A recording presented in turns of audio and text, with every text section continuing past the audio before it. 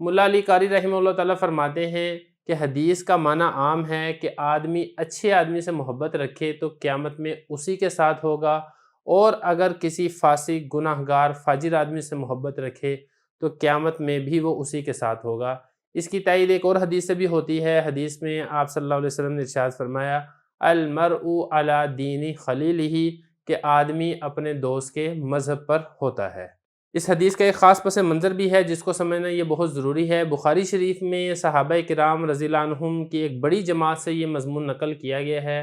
کہ آپ صلی اللہ علیہ وسلم سے سوال کیا گیا، ایک آدمی کسی سے محبت تو رکھتا ہے لیکن اس جیسے اعمال نہیں کرتا، تو آپ صلی اللہ علیہ وسلم نے اس وقت یہ والی حدیث ارشاد فرمائی تھی المرء مع من احبہ، کہ محشر میں قیامت میں ہر شخص اسی کے ساتھ ہوگا جس سے وہ دنیا میں محبت رکھتا تھا۔ حضرت انس رضی اللہ عنہ فرماتے ہیں کہ صحابہ کرام کو دنیا میں کسی چیز سے اتنی خوشی نہیں ہوئی جتنی اس حدیث کو سننے کے بعد ہوئی ہے، کیونکہ ظاہر بات ہے صحابہ کرام رضی اللہ عنہ کو سب سے زیادہ محبت حضور اکرم صلی اللہ علیہ وسلم کے ساتھ تھی۔ اس محبت کی بنیاد پر ایک بشارت ملی ہے کہ کل قیامت کو بھی ان کو نبی کریم صلی اللہ علیہ وسلم کی معیت اور ساتھ نصیب ہوگا۔ بعض علماء نے یہاں تک فرمایا ہے کہ اس حدیث میں ان لوگوں کے لیے اچھے خاتمے کی بشارت ہے جو اللہ کے نیک بندوں سے دنیا میں محبت رکھتے ہیں، کیونکہ قیامت میں یہ ان کے ساتھ اس وقت ہوگا جب کہ خاتمہ بالخیر ہوگا، کیونکہ نیک بندے جنت میں جائیں گے، اور اس حدیث میں ہے کہ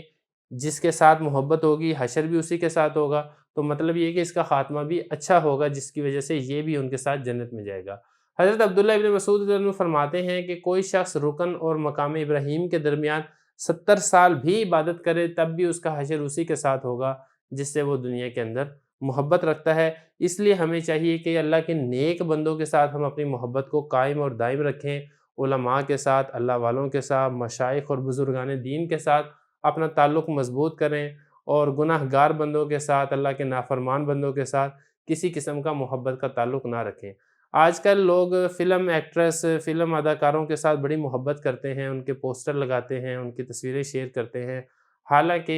یہ اللہ تعالیٰ کے نافرمان بندے ہیں۔ اگر آپ ان کے ساتھ محبت کریں گے تو ہو سکتا ہے کل قیامت میں آپ کا حشر بھی انہی کے ساتھ ہو، اس حدیث مبارک کی روشنی میں۔ اس لیے اللہ تعالیٰ کے نافرمان بندوں سے کسی قسم کا محبت کا تعلق نہیں ہونا چاہیے۔